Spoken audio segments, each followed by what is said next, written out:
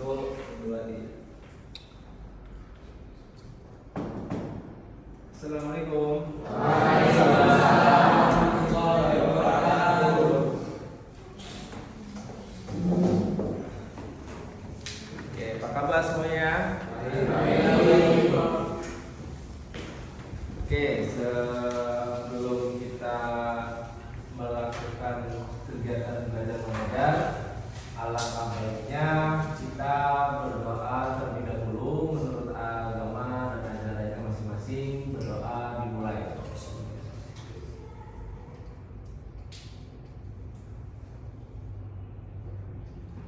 Selesai.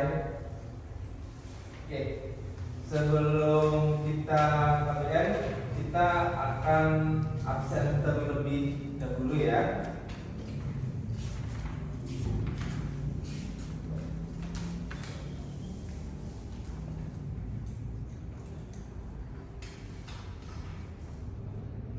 Anis Mahama, Hadir.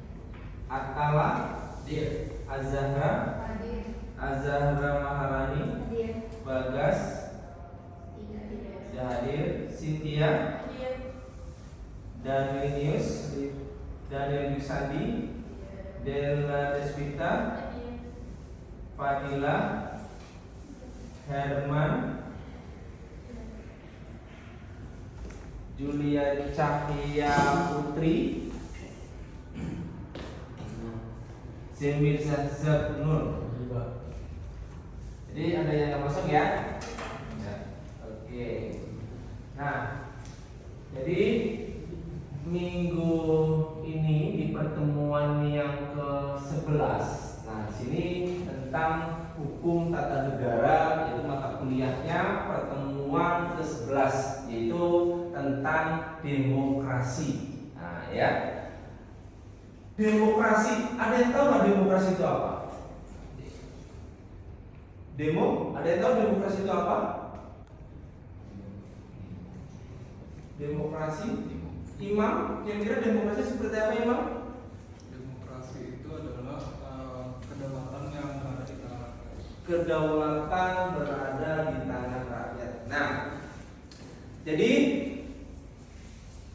mungkin kita sebelum terkait dengan yang namanya demokrasi, tadi kata Imam bahwa demokrasi itu adalah kedaulatan rakyat. Nah, di sini kita perhatikan gambar bahwa kegiatan pemilu merupakan sebuah upaya mewujudkan kedaulatan rakyat. Nah, selain itu pemilu merupakan ciri dari negara demokrasi. Nah, apa yang dimaksud dengan demokrasi? Maka di sini bahwa terkait dengan yang namanya demokrasi, ada namanya sebuah pengertian. Demokrasi itu adalah kedaulatan rakyat, yang artinya bahwa kekuasaan tertinggi itu ada di tangan rakyat. Maka definisi yang sering dipakai ya demokrasi itu adalah pemerintahan rakyat dari rakyat oleh rakyat untuk rakyat. Nah, ini maka ada untuk materi pertemuan ke-11 ini kita akan membahas yaitu prinsip-prinsipnya, terus juga macam-macam demokrasi dan ciri-ciri demokrasi. Nah, yang pertama bahwa prinsip demokrasi di sini ada namanya definisi demokrasi, macam-macam demokrasi dan ciri-ciri demokrasi. Yang pertama ada namanya sebuah prinsip. Maka prinsip demokrasi di sini keterlibatan warga negara dalam pembuatan keputusan publik. Nah, membuat keputusan publik seperti apa? Dalam hal terkait dengan yang namanya pemilu. Ya, pemilu itu adalah untuk memilih calon legislatif. Yang notabene adalah calon legislatif ini adalah si pembuat keputusan. Bahkan juga undang-undang yang ada di masyarakat, kita pun bisa judicial review atau bisa merubah peraturan undang-undang terkait dengan fenomena yang kemarin terkait dengan namanya kebijakan tapera, ya kan? Ada masyarakat pro dan ada masyarakat yang kontra, dan masih banyak lagi undang-undang terkait dengan dengan ada namanya pro dan kontra dari masyarakat, maka itu bisa dibatalkan. Ya, karena istilah keterlibatan warga negara dalam pembuatan keputusan dalam publik. Terus juga tingkat kesamaan di antara warga negara. Maka di dalam suatu negara demokrasi di sini warga negara memiliki kesamaan, tidak ada yang membedakan. Mau ini anaknya presiden, ini anaknya menteri, ini anaknya raja, semua sama di mata negara. Yaitu terkait dengan prinsip dari demokrasi. Terus yang ketiga, prinsip yang ketiga adalah kebebasan atau kemerdekaan yang diakui dan dipakai oleh warga negara. Yang artinya bahwa kita diberikan kebebasan, keleluasaan, ya, terkait dalam hal apa? Bebas berpendapat, bebas berpenampilan, asal tidak menyinggung norma atau melanggar norma yang ada atau peraturan-peraturan yang ada. Terus kemerdekaan yang diakui dan dipakai oleh warga negara. Mungkin teman-teman semua ada yang namanya kemerdekaan mengemukakan pendapat, unjuk rasa. Nah, ini adalah salah satu ciri dari yang namanya demokrasi. Nah, itu adalah terkait dengan prinsip dari demokrasi. Yang kedua, ada namanya sebuah macam-macam demokrasi. Nah, maka berdasarkan cara penyaluran kehendak rakyat, ada namanya demokrasi langsung, ada demokrasi perwakilan, ada sistem referendum. Nah, itu jadi demokrasi langsung itu adalah rakyat memilih secara langsung. Nah, rakyat memilih secara langsung, terus juga perwakilan. Nah, perwakilan itu diwakilkan dan nanti presidennya itu dipilih oleh wakil rakyat. Terus juga referendum itu adalah dengar pendapat. Terus juga berdasarkan titik perhatiannya ada namanya demokrasi formal, material, dan gabungan. Terus dalam berdasarkan sebuah ideologi konstitusionalkah atau demokrasi rakyat. Nah, ini macam-macamnya. Nah, ciri-cirinya adalah keterlibatan rakyat dalam pengambilan keputusan publik yang tadi saya terangkan bahwa dan di dalam prinsip yang poin pertama terkait dengan keterlibatan rakyat dalam pengambilan keputusan. Terus pengakuan, penghargaan dan perlindungan terhadap hak rakyat. Artinya apa? Hak apa yang harus dimiliki oleh rakyat? Yaitu apa? Hak mendapatkan pendidikan, hak mendapatkan penghidupan yang layak, terus hak mendapatkan kesejahteraan. Inilah pengakuan, penghargaan dan perlindungan terhadap hak rakyat. Terus persamaan hak seluruh rakyat. Artinya apa? Semua peraturan itu mempunyai hak yang sama dalam terkait dengan yang namanya pemenuhan kewajiban oleh pemerintah. Terus juga lembaga peradilan dan kehakiman yang independen, artinya tidak terintervensi dari lembaga atau negara manapun, independen, ya, berdiri sendiri.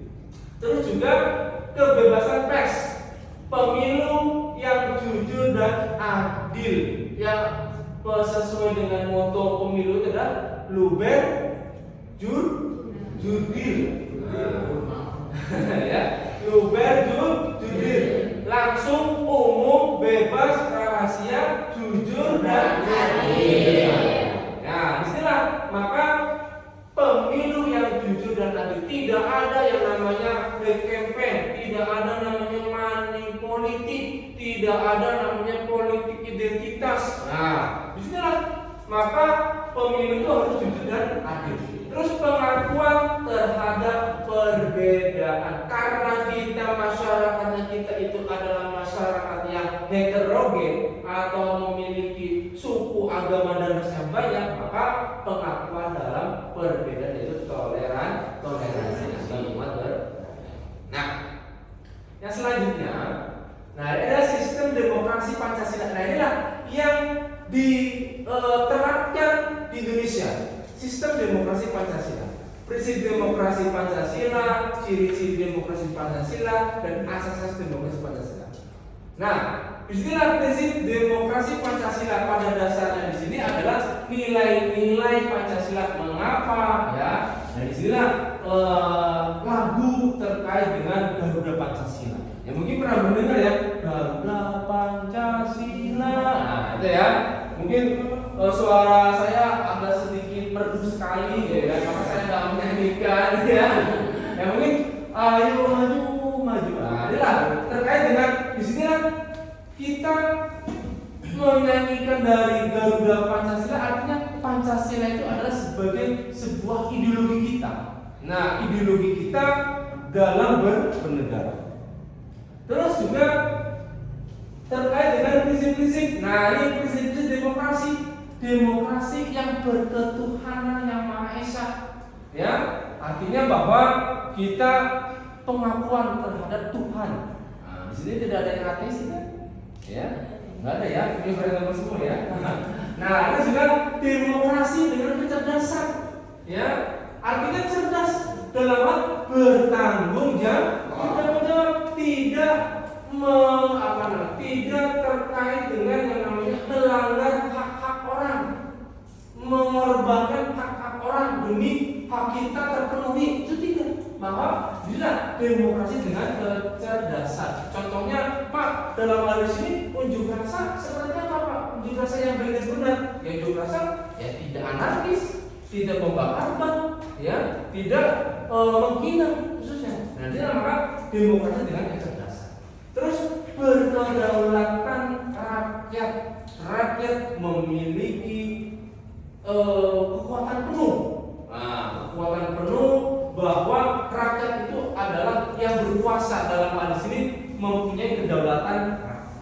Terus rule of law. Nah, rule of law ya, bahwa asal hukumnya seperti apa. Terus juga demokrasi pemisahan kekuasaan. Ya, minggu kemarin kita membahas tentang trias politika, sistem pembagian kekuasaan dari teori-teori Montesquieu. Ya, ada namanya eksekutif, legislatif, dan yudikatif. Yang artinya bahwa semua lembaga itu tidak paling merasa tertinggi, tetapi saling membutuhkan. Ya, terus juga demokrasi dengan hak asasi manusia. Ya, jadi ada namanya mengedepankan hak asasi manusia. Terus demokrasi pengadilan yang bebas. Ya, pengadilan itu artinya bahwa merdeka tanpa adanya intervensi. Terus juga demokrasi otonomi daerah. Ya, dalam pasal 32 tahun 2014 tentang peraturan pemerintahan daerah. Nah, di sini ada namanya asas-asasnya, ada namanya sentralisasi, dekonsentrasi, desentralisasi, bahkan juga ada namanya tugas pembantuan. Nah, inilah demokrasi dengan otonomi daerah. Demokrasi dengan kemakmuran, ya, agar semua masyarakat itu makmur, sejahtera. Bahkan juga demokrasi yang berkeadilan sosial. Ya. Nah, ini ciri-ciri demokrasi Pancasila. Berkedaulatan rakyat, berdasarkan kekeluargaan, musyawarah, mufakat, bahkan sampai mendukung demonstrasi yang tidak mendukung demonstrasi yang berujung kerusuhan. Nah, inilah maka diberikan mengeluarkan aspirasi kepada masyarakat. Yang minggu-minggu kemarin itu ada mahasiswa yang demo unjuk rasa. Itu adalah salah satu wujud dalam upaya ciri-ciri demokrasi Pancasila. Jika negara memiliki ciri-ciri demokrasi Pancasila tapi tidak ada yang unjuk rasa, artinya demokrasinya dipertanyakan. Maka hal yang wajar jika ada namanya demonstrasi. Ya.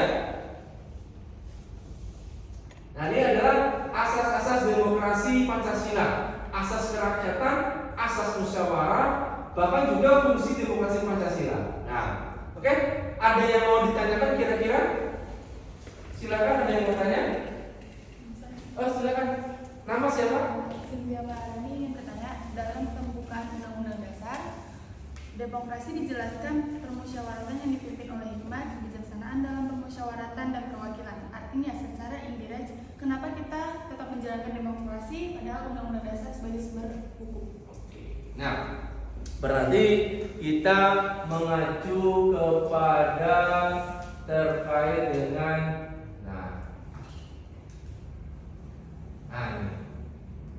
nah,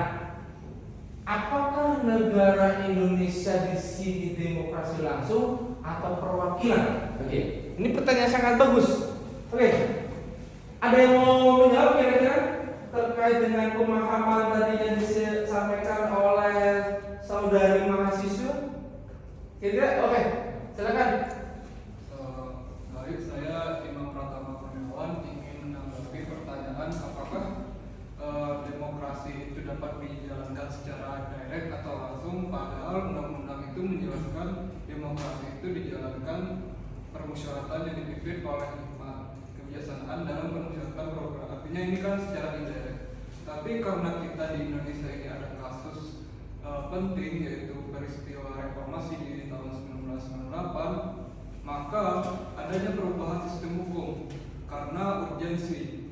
Suatu urgensi dapat menjadi alasan pembenar untuk kita keluar dari sumber hukum tadi. Sumber hukum kita adalah UUD 1945 sebagaimana yang dijelaskan.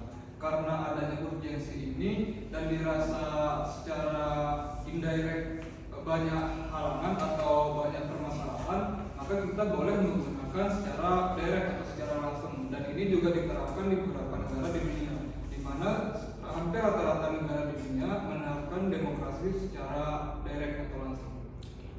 Terima kasih Mas Imam terkait dengan yang namanya tanggapannya bahwa betul yang dikatakan oleh saudara mahasiswa Imam bahwa disinilah terkait dengan adanya sebuah urgensi, ya. Jadi sebuah urgensi di mana pada saat itu reformasi tahun berapa reformasi? 1998 pada saat itu adalah masih menggunakan perwakilan, ya kan? Pada saat itu reformasi terus ada namanya sebuah tritura 3 tuntutan rakyat, ya betul ya? 3 tuntutan rakyat. Nah, salah satunya itu adalah yang pada awalnya itu adalah demokrasi secara perwakilan, tetapi karena ada namanya urgensi karena pemilihan secara langsung bisa diterapkan. Bahkan juga diperkuat lagi yang namanya undang-undang pemilu. Diperkuat lagi bahwa pemilu secara langsung. Nah, di sini maka karena negara kita adalah sebagai negara hukum, bukan berarti bahwa ini kok secara perwakilan, tetapi di sini penerapannya adalah secara langsung. Tetapi dalam hal ini tidak menutup kemungkinan, bukan berarti yang namanya melanggar yang namanya konstitusi, tetapi dalam hal terkait dengan penjabaran terkait dengan demokrasi. Oke ya, seperti itu ya, Mbak. Kira-kira ya. Oke, ada yang mau tanya lagi kira-kira?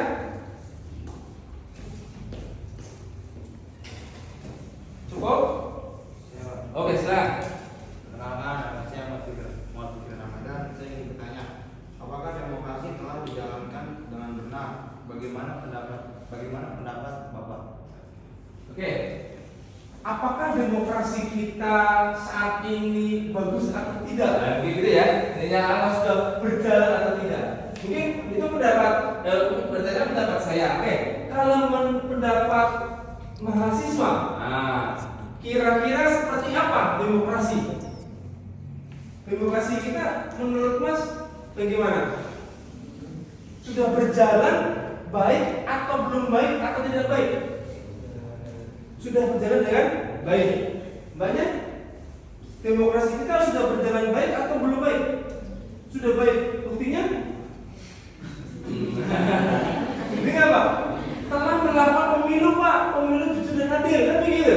Nah, ya kan? Terus banyak demokrasi kita sudah berjalan baik atau belum? Belum. Alasannya?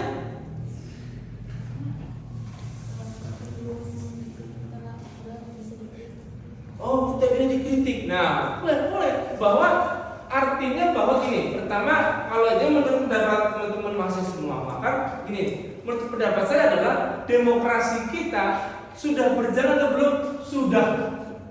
Ya, tetapi penerapannya belum maksimal, tetapi mendekati maksimal dalam hal berusaha bahwa contohnya begini, ciri-cirinya apakah terlibatan rakyat dalam pengambilan keputusan publik sudah diterapkan? Belum, tapi belum sempurna, ya kan? Sudah tapi belum sempurna. ya kan?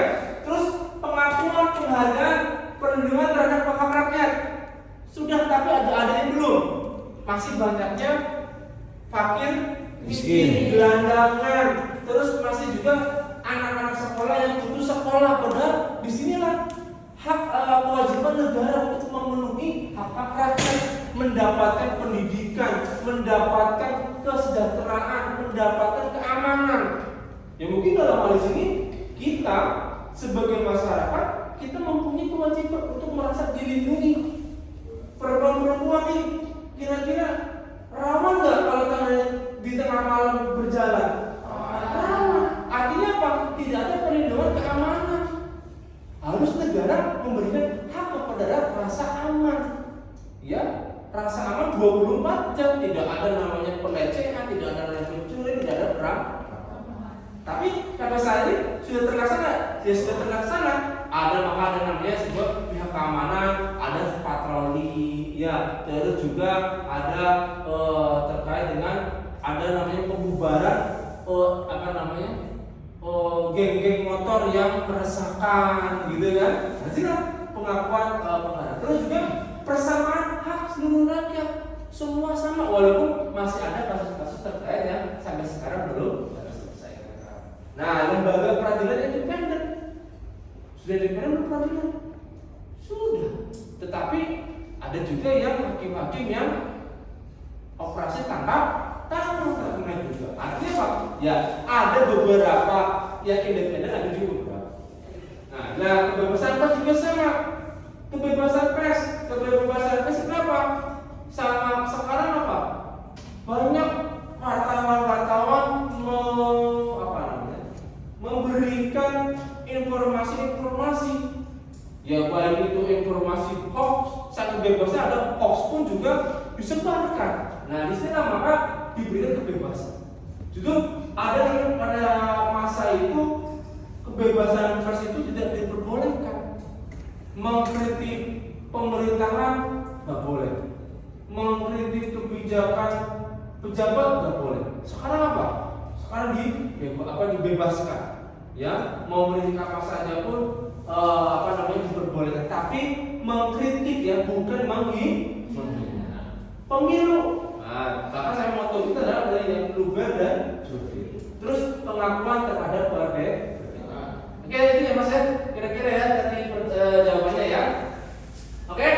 Nah, karena kita sudah berada di penghujung di pembelajaran, nah saya akan memberikan tugas buat kalian. Nah ini, jadi tugas kalian ini nanti bisa yang namanya minggu depan mereview jurnal, ya, mereview jurnal penelitian tentang demokrasi yang ada di Indonesia, ya. Jadi nanti cari pendapatnya, cari sumbernya, yang akan direview dengan judulnya apa, dari siapa, jurnalnya apa, maka kalian analisis terkait dengan jurnal penelitian tersebut, ya. Nah, nanti ditulis, diketik, terus dikumpulkan di link Google Drive yang sudah tersedia oleh ketua kelas. Nanti ketua kelas baru mengumpulkan ke dosen, ya. Seperti itu ya. Kira-kira ada yang masih bingung terkait dengan tugas minggu depan? Oke. Jika tidak ada pertanyaan, saya akhiri. Terima kasih.